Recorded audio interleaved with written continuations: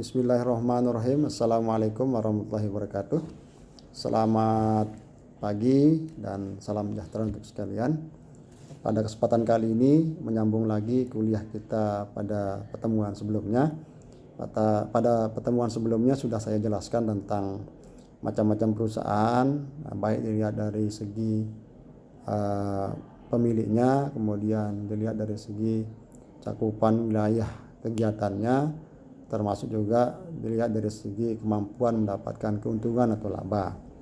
Ya, pada kesempatan kali ini saya akan menyampaikan tentang materi yang menyangkut tentang beberapa perbedaan ya secara prinsip antara badan usaha yang berbadan hukum dengan badan usaha yang non berbadan hukum. Nah, secara umum adik-adik sekalian, badan usaha itu atau perusahaan itu dibagi dua, perusahaan yang non berbadan hukum dan perusahaan yang berbadan hukum. Perusahaan yang non berbadan hukum itu contohnya adalah usaha dagang, firma, kemudian CP dan lain-lainnya. Kemudian perusahaan yang berbadan hukum itu contohnya adalah perseroan terbatas, koperasi, kemudian BUMN baik yang bentuknya Perum maupun bentuknya Persero ya. Demikian juga pada perusahaan daerah. Secara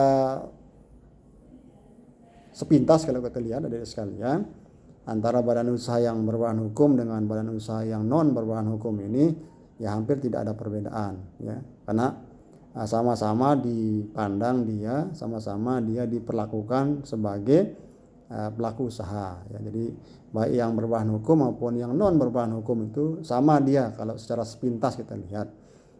Samanya di mana? Samanya sebagai pelaku usaha atau sebagai subjek hukum ya. Ya, non berbadan hukum juga subjek hukum, pelaku usaha yang berbadan hukum juga subjek hukum ya, dan pelaku usaha ya. Hanya saja yang non berbadan hukum itu kan person dia ya, dianggap sebagai person, dianggap sebagai manusia alamiah pribadi seperti itu. Sedangkan yang berbadan hukum ini atau yang reperson itu ya dia dianggap sebagai subjek hukum yang bentuknya berbadan hukum. Tentunya dari kedua subjek hukum ini ya, yang berbadan hukum maupun yang non berbadan hukum ini, kalau kita lihat dari prinsip yang ada terdapat perbedaan ya. Kalau kita lihat dari segi aspek hukumnya, misalnya dari aspek hukumnya, karena kita belajar hukum, tentunya terdapat perbedaan ya antara badan usaha yang non berbadan hukum dengan badan usaha yang berbadan hukum. Perbedaannya terletak pada pertama hubungan harta, kemudian yang kedua terletak pada sisi aspek pertanggungjawaban ya. Kalau badan usaha yang non berbadan hukum ini tidak ada pemisahan ya antara harta perusahaan yang mereka dirikan dengan harta pribadi dari pendirinya ya. Antara harta perusahaan, artinya harta perusahaan ini modal ya yang dijadikan sebagai harta ya, nanti akan menjadi harta perusahaan. Modal yang dimasukkan baik berupa tanah, berupa bangunan, berupa uang misalnya, ketika mendirikan perusahaan itu dengan harta pribadi yang tidak dimasukkan menjadi harta perusahaan, dianggap satu kesatuan dia ya. Ini ketika kita berbicara tentang badan usaha yang non berbadan hukum. Jadi yang pertama itu adalah dari segi tidak ada pemisahan ya antara harta perusahaan yang mereka dirikan dengan harta pribadi pemiliknya. Harta pribadi artinya hak kebendaan yang dimiliki secara pribadi, misalnya rumah pribadi, mobil pribadi misalnya ya, kemudian tanah ya, kemudian mungkin punya kebun misalnya ya, gedung misalnya punya salah seorang pendiri ini ya, itu dianggap satu kesatuan dia dengan harta atau modal yang dimasukkan ke perusahaan yang mereka dirikan. Ini dalam konteks yang non berbadan hukum, entah usaha dagang misalnya, Kalau usaha dagang itu kan usaha perseorangan ya, yang didirikan oleh satu orang, usaha dagang. Kalau perserikatan perdata itu ya kegiatan usaha yang didirikan oleh 2 orang atau lebih ya, seperti itu. Kemudian yang firma ini juga seperti itu ya, perserikatan perdata yang didirikan oleh 2 orang atau lebih, namun dengan menggunakan nama bersama biasanya. Nama bersama ini menjadi ciri dari sebuah firma ya, persekutuan firma ya, seperti itu. Namun didirikan oleh 2 orang atau lebih. Sama juga dengan usaha dagang. Usaha dagang juga didirikan oleh 2 orang atau lebih ya. CP ya, didirikan oleh 2 orang atau lebih. Namun di situ ada namanya sekutu ya, aktif, dan ada sekutu pasif seperti itu. Nah, ini juga kategorinya perusahaan yang atau badan usaha yang non berbadan hukum. Nah, ketika para pendirinya mendirikan badan-badan usaha ini ya, maka dianggap dia satu kesatuan di harta yang didirikan, harta perusahaannya ya, perusahaan yang mereka dirikan tadi dengan harta pribadi yang tidak dimasukkan ke perusahaan yang mereka dirikan. Oleh karena itu maka itu konsekuensinya ya, seperti itu. Kemudian yang kedua, badan usaha yang berbadan hukum sebaliknya ada pemisahan ya antara harta perusahaan dan harta pribadi para pendirinya. Misalnya mendirikan PT, perseroan terbatas, mendirikan koperasi misalnya ya, badan usaha bentuknya koperasi atau perseroan terbatas. Nah, di situ dikenal adanya pemisahan harta ya. Bisa kita lihat di anggaran dasarnya, misalnya sebuah PT didirikan oleh 2 orang atau lebih ya, masing-masing pendiri itu A, B misalnya atau C ya, 3 orang, itu pasti ada pemasukan, ada masukan ya, ada inbrengnya ya, berupa modal ya, modal pendirian ke perusahaan yang mereka dirikan ya. Si A itu misalnya dalam bentuk uang misalnya, nah uangnya nanti akan dikonversi menjadi saham. Kemudian B misalnya, pendiri B ya memasukkan modal di situ dalam bentuk tanah misalnya ya, tanah itu nanti akan dikonversi menjadi saham. Kemudian demikian juga C misalnya, ketika sebagai pendiri hanya punya bangunan misalnya atau kendaraan yang dijadikan sebagai modal situ, nah bangunan atau kendaraan itu akan dikonversi menjadi saham. Karena bicara tentang PT, yang dikenal dalam PT itu kan seluruh modalnya terbagi atas saham-saham. Oleh karena itu maka ketika para pendiri ini mendirikan sebuah badan usaha yang bentuknya PT maupun dalam bentuk koperasi ya, maka ada pemisahan antara harta perusahaan dengan harta pribadinya. Artinya tadi harta benda yang dimasukkan sebagai modal di PT tadi, misalnya uang, kemudian bangunan, kendaraan tadi, itu terpisah dia dengan harta pribadi yang tidak dijadikan atau tidak masuk ya, tidak masuk menjadi modal perusahaan ketika didirikan, tidak menjadi aset perusahaan. Seperti harta pribadi itu terpisah dia dengan harta perusahaan atau modal perusahaan ya, ketika didirikan, seperti itu. Kenapa ya? Karena dikenal adanya pemisahan harta di dalam badan usaha yang berbadan hukum. Itu yang kedua ya. Nah, oleh karena itu maka karena badan usaha yang non berbadan hukum itu tidak ada pemisahan harta, maka ya pertanggungjawabannya sampai harta pribadi dia. Katanya harta pribadi yang tidak dimasukkan menjadi modal dalam sebuah perusahaan yang non berbadan hukum itu ya ikut dipertaruhkan dia. Itu dipertaruhkan ketika terjadi kepailitan misalnya, ya nanti bisa disita. Ketika harta perusahaannya tidak cukup ya, atau misalnya merugikan pihak lain, kemudian perusahaan non badan hukum tidak, harta bendanya tidak cukup ya, atau pribadi masing-masing pendirinya bisa diambilkan ya, bisa diambilkan, dipertaruhkan dia untuk melunasi seluruh kewajiban yang timbul ya akibat dari keberadaan dari perusahaan yang non berbadan hukum itu ketika berinteraksi dengan pihak lain atau ketika mengalami masalah kepelitan. Jadi pertanggungjawabannya sampai atau pribadi ya bertanggung jawab secara pribadi atas setiap perikatan yang dibuat. Jadi walaupun atas nama usaha dagang misalnya atau sekretan perdata atau firma misalnya transaksinya, namun hakikatnya di situ adalah tanggung jawab pribadi yang muncul, tanggung jawab pribadi para pendirinya gitu loh. Oleh karena itu maka dikenal dia dalam sistem pertanggungjawaban di perusahaan yang non badan hukum itu dengan istilah tanggung jawab solider ya, atau tanggung jawab yang bersifat renteng seperti itu, tanggung jawab yang dipikul secara bersama-sama oleh para pendirinya dan sampai atau pribadi dia ada di sekalian. Nah itu konsekuensinya.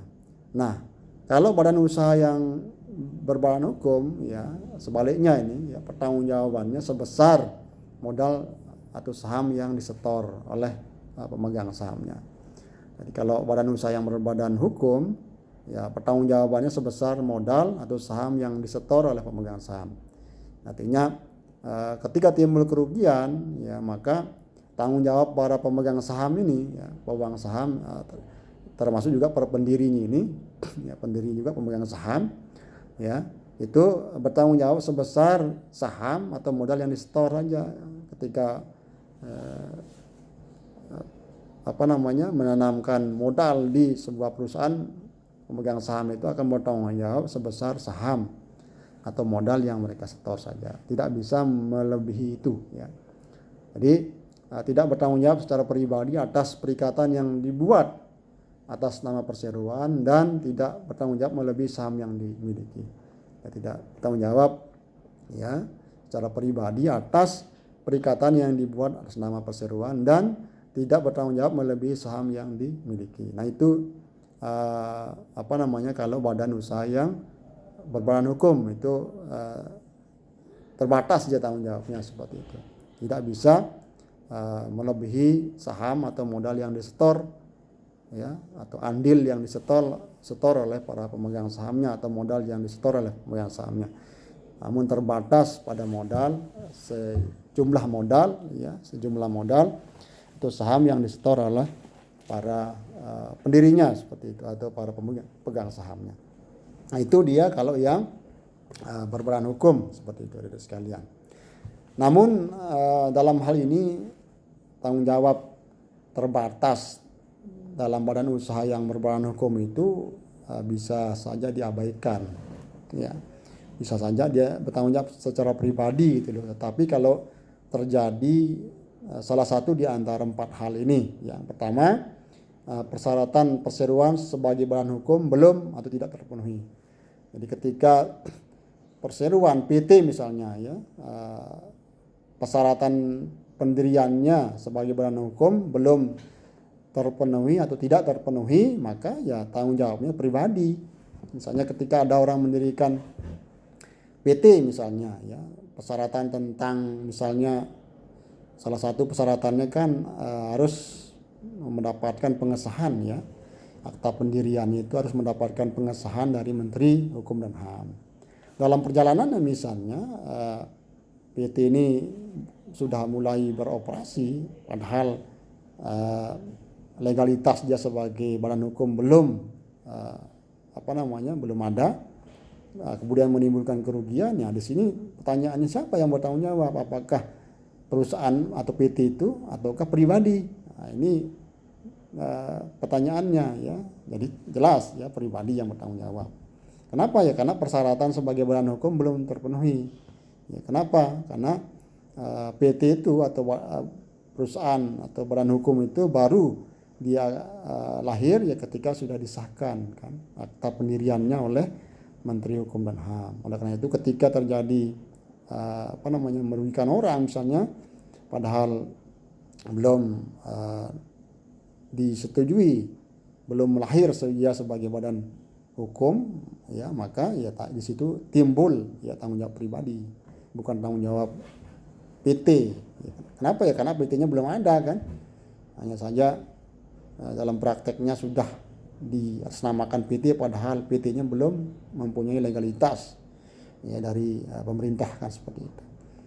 Nah, jadi itu persyaratan sebagai perseroan sebagai badan hukum belum terpenuhi atau tidak terpenuhi misalnya. Ya. Nah, misalnya dalam PT itu kan minimal didirikan oleh 2 orang. Dalam perjalanannya misalnya PT ini sudah ada legalitasnya dari Menteri Hukum dan HAM, ya, sudah lahir sebagai badan hukum.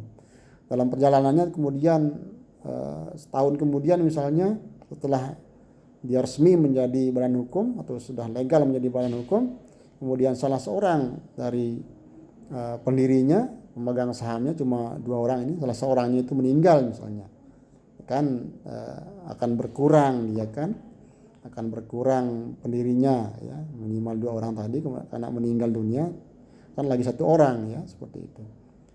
Sehingga kalau terjadi seperti ini maka ya undang-undang PT juga memberikan pedoman ya untuk segera ya mencari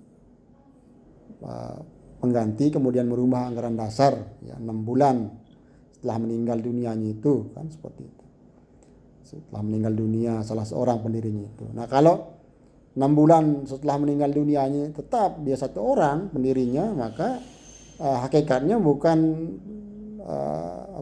merupakan hukum, sudah dia tidak lagi terpenuhi sebagai badan hukum kan, perusahaan yang merupakan hukum, maka risikonya tanggung jawab pribadi larinya nanti. Ya, oleh karena itu maka ya ketentuan tentang segera merubah anggaran dasar dengan mencari penggantinya misalnya agar dia 2 orang sehingga persyaratan menjadi badan hukum itu tidak tetap terpenuhi seperti itu ya. Nah, kalau dia 6 bulan semenjak meninggal dunianya salah seorang ini tidak dilakukan perubahan kemudian penggantian, maka ya dianggap sebagai perseroan perusahaan non badan hukum gitu loh ya. Oleh karena itu kalau ketika terjadi kerugian di situ tanggung jawab pribadi larinya. Itu makna belum dan tidak terpenuhi. Jadi persyaratan yang pertama, kriteria yang pertama adalah persyaratan perseroan sebagai badan hukum belum atau tidak terpenuhi. Kemudian yang kedua, pemegang saham yang bersangkutan baik langsung maupun tidak langsung dengan itikat buruk memanfaatkan perseroan untuk kepentingan pribadi. Nah, ini yang kedua. Jadi pemegang saham yang bersangkutan baik langsung maupun tidak langsung dengan itikat buruk memanfaatkan perseroan untuk kepentingan pribadi. Jadi pemegang saham yang bersangkutan ya. Jadi kalau pemegang saham sebuah PT misalnya 2, pendirinya misalnya 2, kemudian otomatis sebagai pemegang saham kan, salah seorang itu baik langsung maupun tidak langsung dengan itikat buruk memanfaatkan perseroan untuk kepentingan pribadi, kemudian timbul kerugian, nah, pemegang saham yang bersangkutan tadi misalnya pemegang saham yang B misalnya ya, yang bersangkutan tadi melakukan memanfaatkan perseroan dengan itikat buruk, misalnya memanfaatkan perseroan ya, maka ketika timbul kerugian maka ya tanggung jawab dari yang bersangkutan ini pemegang saham yang B tadi ya sampai harta pribadi. Tapi kalau yang pemegang saham yang A tadi ya karena tidak melakukan memanfaatkan perseroan tetap tanggung jawab terbatas seperti itu. Nah, itu dari sekalian peluasan tanggung jawab ketika pemegang sahamnya melakukan dengan itikat buruk memanfaatkan perseroan untuk kepentingan pribadi. Kemudian yang ketiga, pemegang saham yang bersangkutan terlibat dalam perbuatan melawan hukum yang dilakukan oleh perseroan. Nah, ketika ada pemegang saham yang melakukan perbuatan melawan hukum ya yang melibatkan perseroannya, maka pemegang saham yang bersangkutan ini bertanggung jawab secara pribadi ya, sebagaimana yang saya jelaskan pada poin B tadi ya. Ya sama, jadi pemegang saham yang bersangkutan ya yang terlibat dalam perbuatan melawan hukum ya, misalnya perusahaannya pemegang saham yang B misalnya ya menggunakan rekening perusahaannya untuk transaksi kejahatan narkotika misalnya, atau kejahatan teroris misalnya itu sekalian. Hingga ini kan perbuatan yang melawan hukum yang tidak boleh dilakukan, tapi dilakukan, maka ketika timbul kerugian bagi pihak lain di situ, ya, maka tanggung jawab pemegang saham yang bersangkutan tadi sampai atap pribadinya, ya, ketika melakukan perbuatan melawan hukum. Kemudian yang keempat, yang terakhir adalah pemegang saham yang bersangkutan baik langsung maupun tidak langsung secara melawan hukum menggunakan kekayaan perseroan yang mengakibatkan kekayaan perseroan menjadi tidak cukup untuk melunasi utang perseroan. Jadi pemegang saham yang bersangkutan, ya, menggunakan harta kekayaan perusahaannya untuk kepentingan pribadinya. Nah, ketika perusahaan ini tidak melunasi ketika perusahaan ini melunasi kewajibannya kepada pihak-pihak tertentu misalnya, kemudian tidak mampu, maka pemegang saham yang bersangkutan yang menggunakan harta kekayaan perusahaan ini untuk kepentingan pribadi ini bisa dimintakan pertanggungjawabannya sampai atap pribadi. Nah, itu perluasan tanggung jawab, ya, ketika perusahaan yang berbadan hukum itu dalam hal ini melakukan khususnya pemegang saham, ya, yang melakukan perbuatan yang melawan hukum, memanfaatkan perseroan untuk kepentingan pribadi, kemudian menggunakan harta perusahaan untuk kepentingan pribadi sehingga perusahaannya tidak mampu untuk membayar kewajibannya kepada pihak lain, misalnya seperti itu, maka ini tanggung jawab pribadi. Termasuk juga ketika persyaratan perseroan sebagai badan hukum belum tidak terpenuhi, ini juga menjadi tanggung jawab pribadi larinya nanti. Walaupun dia namanya perseroan terbatas, ya, koperasi misalnya namanya, tapi melanggar 4 hal tadi, salah satu di antaranya, maka jatuh menjadi tanggung jawab pribadi adik sekalian. Demikianlah mungkin penjelasan singkat yang bisa saya sampaikan pada pertemuan kali ini. Saya harap Anda untuk menyimak dengan baik dan melengkapi penjelasan saya melalui media-media yang ada. Silakan Anda dengar juga, ya, Anda download juga materi-materi, ya, kemudian penjelasan-penjelasan dari pihak-pihak lain, ya, di luar saya, boleh untuk menambah hasanah pengetahuan kita. Mohon tetap jaga kesehatan. Terima kasih. Assalamualaikum warahmatullahi wabarakatuh.